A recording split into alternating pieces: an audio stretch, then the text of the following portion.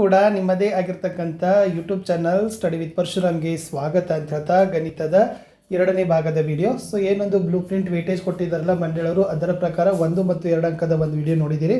ಇದು second part ಇದೆ. 3, 4 ಮತ್ತು 5 ಅಂಕದ ವಿಡಿಯೋಗಳನ್ನು ನೋಡೋಣ. ಇನ್ನೂ 2 ವಿಡಿಯೋ ಬರ್ತಾವೆ, ದಯಮಾಡಿ ಅವುಗಳನ್ನು ನೋಡಿ ಅಂತ ಹೇಳ್ತಾ ವಿಡಿಯೋನ ಲೈಕ್, ಶೇರ್ ಮತ್ತು ಸಬ್ಸ್ಕ್ರೈಬ್ ಮಾಡೋದನ್ನು ಮಾತ್ರ ಮರೆಯದಿರಿ. ತುಂಬ ಮೋಸ್ಟ್ ಇಂಪಾರ್ಟೆಂಟ್ ಇದೆ, ಪ್ರಾಕ್ಟೀಸ್ ಮಾಡ್ಕೊಂಡು ಹೋಗಿ. ಎಸ್, ಪ್ರಶ್ನೆ 25. ಎ ಮತ್ತು ಬಿ ಎಂಬ ಇಬ್ಬರು ವಿದ್ಯಾರ್ಥಿಗಳ ವಯಸ್ಸು ಕ್ರಮವಾಗಿ 19 ವರ್ಷ ಮತ್ತು 15 ವರ್ಷ. ಎಷ್ಟು ವರ್ಷಗಳ ಹಿಂದೆ ಇವರಿಬ್ಬರ ವಯಸ್ಸಿನ ಗುಣಲಬ್ಧ 165 ಆಗಿರ್ತದೆ ಅಂತ ಕೇಳಿದರು. ಸೊ ಸಮೀಕರಣ ಬರ್ಕೋಬೇಕು.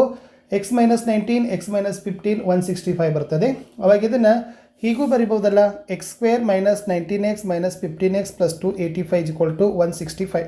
ಆಮೇಲೆ ಮತ್ತೆ ಇನ್ನಷ್ಟು ಸರಳ ರೂಪಕರಣಕ್ಕೆ ತಂದಾಗ x² - 34x + 285 - 165. ಅವಾಗ x² - 34x + 120 = 0. ಇಲ್ಲಿ x - 30 ಮತ್ತು x - 30 ಕಾಮನ್ ಆಗಿ ತೆಗೀರಿ. ಅವಾಗ ಏನಾಗ್ತದಪ್ಪ ಅಂದರೆ ಎಕ್ಸ್ನ ಬೆಲೆ 30 ಮತ್ತು ಎಕ್ಸ್ನ ಬೆಲೆ 4 ಬರ್ತದೆ. ಇದು 3 ಅಂಕದ ಪ್ರಶ್ನೆ ಇದೆ. ಸೊ ಚೆನ್ನಾಗಿ ನೀವು ಪ್ರಿಪೇರ್ ಮಾಡಿ, ಸ್ವಲ್ಪ ನಿಮಗೆ ಅಪ್ಲೈಡ್ ಅನ್ನಿಸ್ತದೆ. ಮುಂದಿನ ಪ್ರಶ್ನೆ. ರಮೇಶ ಕೆಲವು ಪುಸ್ತಕಗಳನ್ನು ರೂಪಾಯಿ 60ಕ್ಕೆ ಕೊಂಡ. ಅಷ್ಟೇ ಹಣಕ್ಕೆ ಅವನು ಇನ್ನೂ 5 ಪುಸ್ತಕಗಳನ್ನು ಹೆಚ್ಚಾಗಿ ಕೊಂಡಿದ್ದರೆ ಪ್ರತಿ ಪುಸ್ತಕದ ಬೆಲೆ ರೂಪಾಯಿ 1 ಕಡಿಮೆ ಆಗುತ್ತಿತ್ತು. ಹಾಗಾದರೆ ಆ ವಿದ್ಯಾರ್ಥಿ ಕೊಂಡ ಪುಸ್ತಕಗಳ ಸಂಖ್ಯೆಯನ್ನು ಕಂಡುಹಿಡಿಯಿರಿ ಅಂತ ಕೇಳಿದರು. ಸೊ ಬರ್ಕೊಡ್ರಿ. ಈಗ ಒಂದು ಕಡೆ ಪುಸ್ತಕದ ಸಂಖ್ಯೆ, ಒಂದು ಕಡೆ ಪ್ರತಿ ಪುಸ್ತಕದ ಬೆಲೆ. ಪುಸ್ತಕಗಳ ಸಂಖ್ಯೆ x ತೆಗೆದುಕೊಂಡಾಗ 60/x ಬರ್ತದೆ. ಪುಸ್ತಕಗಳ ಸಂಖ್ಯೆ x + 5 ಆದಾಗ 60/x + 5 ಅಂತ ಬರ್ತದೆ. ಆವಾಗ ನೀವೇನು ಮರಿಬಹುದಂದರೆ 60/x - 60/x + 5 = 1. ಇದನ್ನು ಇನ್ನಷ್ಟು ಸರಳೀಕರಣ ಮಾಡಿ 60 in the bracket x + 5 - 60s / x in the bracket x + 5 = 1. So ಈ ತನ್ನಾಗಿರ್ತಕ್ಕಂಥ ಲೆಕ್ಕವನ್ನು ನೀವು ಬಿಡಿಸಿದಾಗ ಸೊ ಓವರಾಲ್ ಉತ್ತರ ಎಷ್ಟು ಬರಬೇಕಪ್ಪ ಅಂತಂದರೆ 15 ಅನ್ನೋದು ಬರಬೇಕು. 15 ಬಂದರೆ ಉತ್ತರ ಕರೆಕ್ಟ್ ಆಗ್ತದೆ. ಮುಂದಿನ ಪ್ರಶ್ನೆ.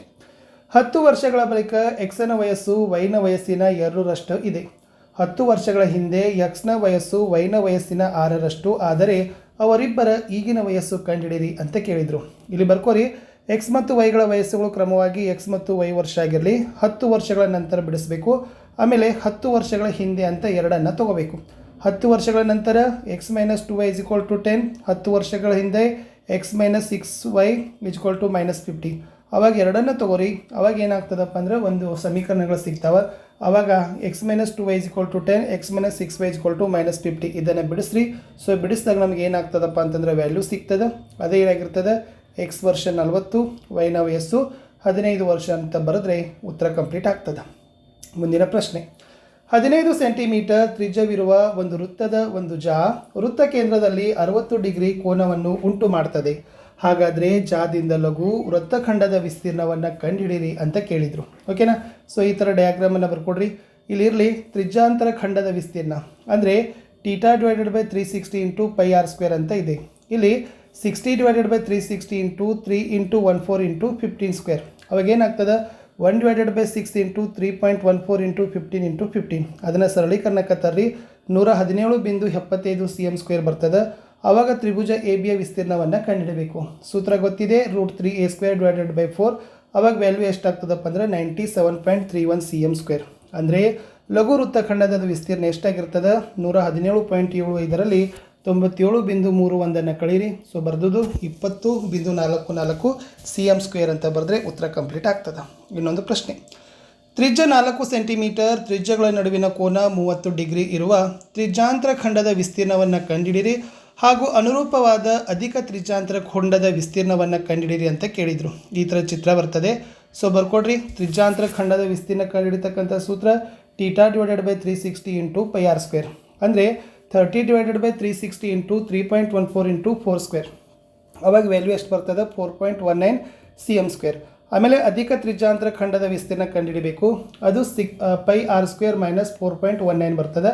ಅವಾಗ ಇದರಲ್ಲಿ ಸಬ್ಸ್ಟಿಟ್ಯೂಟ್ ಮಾಡಿರಿ ಬೆಲೆ. ಸೊ ಎಷ್ಟಾಗ್ತೈತಿ 46.05 cm² ಅಂತ ಬರೆದ್ರೆ ಉತ್ತರ ಕಂಪ್ಲೀಟ್ ಆಯಿತು.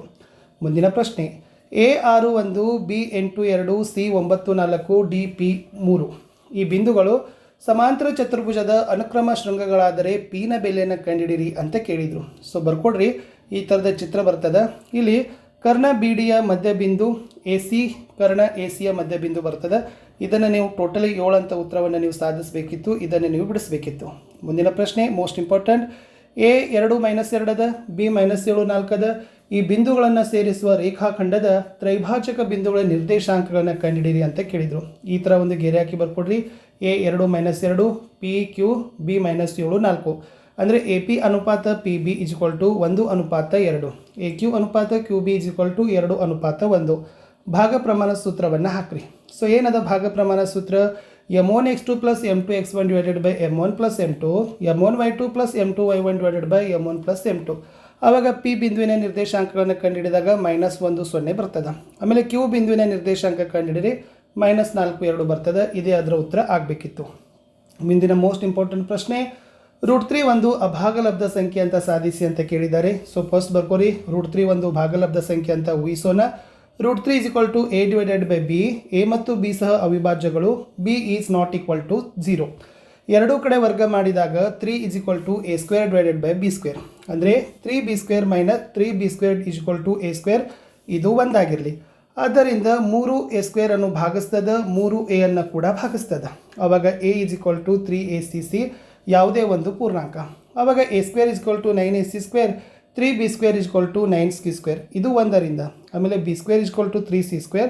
ಆದ್ದರಿಂದ 3b² ಅನ್ನು ಭಾಗಿಸ್ತದ, 3b ಅನ್ನು ಕೂಡ ಭಾಗಿಸ್ತದ. ಹೀಗಾಗಿ ಎ ಮತ್ತು ಬಿ ಸಾಮಾನ್ಯ ಅಪವರ್ತನ 3 ಆಗದ. ಆದರೆ ಇವುಗಳು ಸಹ ಅವಿಭಾಜ್ಯಗಳು ಎಂಬ ಸತ್ಯ ಸಂಗತಿಗೆ ವಿರುದ್ಧವಾಗಿದೆ. ಸೊ √3 ಒಂದು ಭಾಗಲಬ್ಧ ಸಂಖ್ಯೆ ಅಲ್ಲ, ಇದು ಅಭಾಗಲಬ್ಧ ಸಂಖ್ಯೆ ಅಂತ ಬರೆದ್ರೆ ಸಾಕು. ಮುಂದಿನ ಪ್ರಶ್ನೆ, ತ್ರಿಭುಜ ಎಬಿಸಿಯ ಬಾಹುಗಳಾದ ಎ ಬಿ ಮತ್ತು ಎ ಸಿ, ಮಧ್ಯರೇಖೆ ಎ ಡಿ ಕ್ರಮವಾಗಿ ತ್ರಿಭುಜ ಪಿ ಕ್ಯೂ ಆರ್ನ ಬಾಹುಗಳಾದ ಪಿ ಕ್ಯೂ ಮತ್ತು ಪಿ ಆರ್ ಹಾಗೂ ಮಧ್ಯರೇಖೆ ಪಿ ಎಂಗೆ ಸಮಾನುಪಾತದಲ್ಲಿ ಇದೆ. ಹಾಗಾದರೆ ತ್ರಿಭುಜ ಎ ಬಿ ಸಿ ಮತ್ತು ತ್ರಿಭುಜ ಪಿ ಕ್ಯೂ ಆರ್ ಅಂತ ಸಾಧಿಸಲಿಕ್ಕೆ ಕೇಳಿದರು. ಈ ಥರದ ಡಯಾಗ್ರಾಮನ್ನು ಹಾಕ್ಕೊಡ್ರಿ. ಸೊ ದತ್ತ ಬರೀರಿ, ಸಾಧನೆ, ರಚನೆ, ಸಾಧನೆ ಮಾಡಿ ನೀವೇನು ಮಾಡಬೇಕಪ್ಪ ಅಂದರೆ ಬರೆದ್ರೆ ಈ ಉತ್ತರ ಕಂಪ್ಲೀಟ್ ಆಗ್ತದೆ. ಇದು ಪ್ರಾಕ್ಟೀಸ್ ಮಾಡಿ. ಇನ್ನು ಟ್ರಿಗ್ನೋಮೆಟ್ರಿಯಲ್ಲಿ ಇರ್ತಕ್ಕಂಥ ಪ್ರಶ್ನೆ ಇತ್ತು ನೋಡಿ, tan θ / 1 - cot θ plus cot θ / 1 - tan θ = 1 plus tan θ plus cot θ ಅಂತ ಕೇಳಿದ್ದಾರೆ. ಸೊ ಇದನ್ನು ಈ ತನಾಗಿರ್ತಕ್ಕಂಥ ಬಿಡಿಸ್ಬೇಕು. ಅದನ್ನು ಕೂಡ ನೀವು ಸ್ವಲ್ಪ ಸ್ಕ್ರೀನ್ಶಾಟ್ ತೊಗೊಂಡು ಸ್ಟೆಪ್ಸ್ಗಳನ್ನು ನೋಡ್ಕೊಡ್ರಿ. ಇನ್ನು ಸರಾಸರಿ ಕಂಡುಹಿಡಲಿಕ್ಕೆ ಕೇಳಿದ್ದಾರೆ. ಸೊ ವರ್ಗಾಂತರ ಮತ್ತು ಆವೃತ್ತಿ ಅದ. ಸೊ ಕೊಟ್ಟಿದ ಮೇಲೆ ಮಧ್ಯ ಬಿಂದು ಕಂಡುಹಿಡಿಯಬೇಕು xi. ಆಮೇಲೆ fi ಮತ್ತು xiನ ಕಂಡುಹಿಡಿದಾಗ fi(xi) ಬರ್ತದೆ. ಆಮೇಲೆ fi(xi) / ಸಮೇಷನ್ ಆಫ್ fi ಬರ್ತದೆ. ಸೊ 296ರಲ್ಲಿ 28 ಭಾಗಿಸಿದಾಗ 10.57 ಸರಾಸರಿ ಆಗಿರ್ತದೆ. ಇನ್ನು ಮಧ್ಯಾಂಕ ಇದೆ ನೋಡಿ. ಸೊ ಮಧ್ಯಾಂಕದಲ್ಲಿ ಏನಾಗೋದಪ್ಪ ಅಂತಂದರೆ ಕೆಳಮಿತಿ ಮೇಲ್ಮಿತಿಯನ್ನು ಕಂಡುಹಿಡಿಬೇಕು, ವರ್ಗಾಂತರ ಕೂಡ ನೋಡ್ಕೋಬೇಕು. ಅಂಕ ಮತ್ತು ವಿದ್ಯಾರ್ಥಿಗಳ ಸಂಖ್ಯೆ ಇತ್ತು. ಸೊ ಅದರಲ್ಲಿ n 100 ಅದ, n ಎಷ್ಟು ಬತ್ತು 50 ಬತ್ತು. ಮಧ್ಯಾಂಕವಿರುವ ವರ್ಗಾಂತರ ಮಧ್ಯಬಿಂದು 20 30 ಅದ. ಓಕೆನಾ. ಆಮೇಲೆ ಎಲ್ ಸಿ ಎಫ್ ಎಚ್ ಕಂಡುಹಿಡಿತೀರಿ. ಮಧ್ಯಾಂಕದ ಸೂತ್ರ ಹಾಕಿದಾಗ 25 ಬರ್ತದೆ. 33ನೇ ಪ್ರಶ್ನೆ, ವೃತ್ತದ ಮೇಲಿನ ಪ್ರಮೇಯ ಇತ್ತು. ಬಾಹ್ಯ ಬಿಂದುವಿನಿಂದ ವೃತ್ತಕ್ಕೆಳೆದ ಸ್ಪರ್ಶಕಗಳ ಉದ್ದ ಸಮಾನೆ ಅಂತ ಸಾಧಿಸಿ. ವೆರಿ ಮೋಸ್ಟ್ ಇಂಪಾರ್ಟೆಂಟ್, ನಾಳೆ ಎಕ್ಸಾಮ್ಗೆ ಬಂದರೂ ಕೂಡ ಬರ್ತದೆ. ದತ್ತ, ಸಾಧನೀಯ, ರಚನೆ, ಸಾಧನೆಯನ್ನು ನೋಡಿಕೊಂಡು ಪ್ರಾಕ್ಟೀಸ್ ಮಾಡ್ಕೊಂಡು ಹೋಗಿ. 4 ಮಾರ್ಕ್ಸಲ್ಲಿ ಒಂದು ಚತುರ್ಭುಜದ ಕೋನಗಳು ಸಮಾಂತರ ಶ್ರೇಣಿಯಲ್ಲಿ ಇದ್ದಾವೆ. ಈ ಚತುರ್ಭುಜದ ಒಂದು ಜೊತೆ ಅಭಿಮುಖ ಕೋನಗಳ ಮೊತ್ತ 130 ಡಿಗ್ರಿ ಆದರೆ ಚತುರ್ಭುಜದ ಎಲ್ಲ ಕೋನಗಳ ಅಳತೆಯನ್ನು ಕಂಡುಹಿಡಲಿಕ್ಕೆ ಕೇಳಿದರು. ಈ ಸಲ ಚತುರ್ಭುಜ ತಕ್ಕೊಡ್ರಿ. ಆಮೇಲೆ ಎಲ್ಲ ಬಾಹುಗಳನ್ನು ಬರ್ಕೊಡ್ರಿ. 360 ಅದ. 2a + 3d = 180 ಒಂದಾಗಿರಲಿ. ಆಮೇಲೆ 2a + 2d = 130 ಎರಡಾಗಿರಲಿ. ಆಮೇಲೆ ಎರಡನ್ನೂ ತೆಗೆದುಕೊಂಡಾಗ ನಮ್ಗೆ ಏನಾಗ್ತದಪ್ಪ ಅಂತಂದರೆ ಸಮೀಕರಣ ಸಿಗ್ತದೆ. 15 65 ಡಿಗ್ರಿ, 115 ಡಿಗ್ರಿ, 165 ಡಿಗ್ರಿ ಬರಬೇಕು. ಮುಂದಿನ ಪ್ರಶ್ನೆ, ಒಂದು ಸಮಾಂತರ ಶ್ರೇಣಿಯಲ್ಲಿ 5 ಪದಗಳ ಮೊತ್ತ 25, ಇವುಗಳ ಅಂತ್ಯಪದಗಳ ಗುಣಲಬ್ಧ 9 ಆದರೆ ಆ ಪದಗಳನ್ನು ಕಂಡುಹಿಡಿಯಿರಿ ಅಂತ ಕೇಳಿದರು. ಸೊ ಸಮಾಂತರ ಶ್ರೇಣಿ 5 ಪದಗಳು ಬರ್ತಾವೆ. a - 2d, a - d, a + d, a + 2d. ಆವಾಗ ನಾವು ಏನು ಮಾಡಬೇಕು? ಫಸ್ಟ್ a ಕಂಡುಹಿಡಿಯಿರಿ. a 5 ಬರ್ತದೆ. ಸೊ a ಆದ ನಂತರ ಏನು ಕಂಡುಹಿಡಬೇಕು? ಡಿ ಕಂಡುಹಿಡಿಬೇಕು. ಸೊ ಡಿ ಎಷ್ಟು ಬರ್ತದೆ? +or-2 ಅಂತ ಬರ್ತದೆ. ಆಮೇಲೆ ಇದನ್ನೇ ನಾವು a ಮತ್ತು d ದ ಸಬ್ಸ್ಟಿಟ್ಯೂಟ್ ಮಾಡಿದಾಗ ನಮಗೆ ಸಿಗ್ತದೆ 1 3 5 7 9 ಅಥವಾ 9 7 5 3 1 ಸಮಾಂತರ ಶ್ರೇಣಿಯ ಪದಗಳೇ ಆಗಿದ್ದಾವೆ. ಗ್ರಾಫ್ ಇತ್ತು 2x + y = 6, 2x - y = 2. ಇದನ್ನು ಕೂಡ ನೋಡ್ಕೊಡ್ರಿ. ಈ ಥರ ಲೆಕ್ಕವನ್ನೇ ಬಿಡಿಸಬೇಕು. ಈ ಥರ ಲೆಕ್ಕ ಹಾಕಿದಾಗ ನಿಮ್ಮದು ಗ್ರಾಫ್ ಏನಾಗ್ತದಪ್ಪ ಅಂದರೆ ಈ ಥರ ಬರಬೇಕು. ಈ ಥರ ಮೇಲೆ ಮಾನಗಳನ್ನು ಬರೀಬೇಕು. ಸೊ ಅಕ್ಷರಗಳನ್ನು ಹಾಕಿ ಅವುಗಳನ್ನು ನೀವು ಬಿಂದುಗಳನ್ನು ಗುರುತಿಸಿದರೆ 4 ಮಾರ್ಕ್ ನಿಮಗೆ ಕೊಡ್ತಾರೆ. ಮುಂದೆ ಎರಡು ತ್ರಿಭುಜಗಳ ಅನುರೂಪ ಕೋನಗಳು ಸಮನಾದರೆ ಅವುಗಳ ಅನುರೂಪ ಬಾಹುಗಳು ಸಮಾನುಪಾತದಲ್ಲೇ ಇರ್ತವೆ ಅನ್ನೋದು ಪ್ರಮೇಯ ಇತ್ತು. ಸೊ ಇದನ್ನು ಎರಡು ತ್ರಿಭುಜ ಬರ್ತದೆ. ಸೊ ದತ್ತ ಇದೆ ತ್ರಿಭುಜ ಎ ಬಿ ಸಿ ಮತ್ತು ತ್ರಿಭುಜ ಡಿ ಎಫ್. ನಾವೇನು ಸಾಧನೆಯ ಮಾಡಬೇಕು, A B divided by D is equal to B C divided by E F is equal to A C divided by D F. ರಚನೆ ಮತ್ತು ಸಾಧನೆ ನೋಡ್ಕೊಡ್ರಿ. ಇಷ್ಟು ಮಾಡಿದರೆ ನಿಮ್ಗೆ ಏನು ಮಾಡ್ತಾರಪ್ಪ ಅಂದರೆ 4 ಮಾರ್ಕ್ಸು ಕೊಡ್ತಾರೆ. ಇನ್ನು ಟ್ರಿಗ್ನೋಮೆಟ್ರಿ ಮೇಲೆ ಲೆಕ್ಕ ಇತ್ತು. 45 ಮೀಟರ್ ಎತ್ತರವಿರುವ ಒಂದು ದ್ವೀಪ ಸ್ತಂಭದ ಮೇಲಿನಿಂದ ವಿರುದ್ಧ ದಿಕ್ಕಿನಲ್ಲಿರುವ 2 ಹಡಗಗಳನ್ನು ನೋಡಿದಾಗ ಉಂಟಾದ ಅವನತ ಕೋನಗಳು 60 ಡಿಗ್ರಿ 30 ಡಿಗ್ರಿ ಆಗಿದ್ದಾವೆ. ಈ ಹಡಗಗಳನ್ನು ಸೇರಿಸುವ ದೀಪಸ್ತಂಭದ ಪಾದದ ಮೂಲಕ ಹಾದು ಹೋದರೆ ಹಡಗುಗಳ ನಡುವಿನ ಅಂತರ ಕಂಡುಹಿಡಿಯಿರಿ ಅಂತ ಕೇಳಿದರು. ಈ ಥರ ಒಂದು ಮ್ಯಾಪ್ ಬರ್ತದೆ. ಆಮೇಲೆ ಟ್ಯಾನ್ 60 ಡಿಗ್ರಿ ಅದನ್ನು ನೋಡ್ಕೊಡ್ರಿ.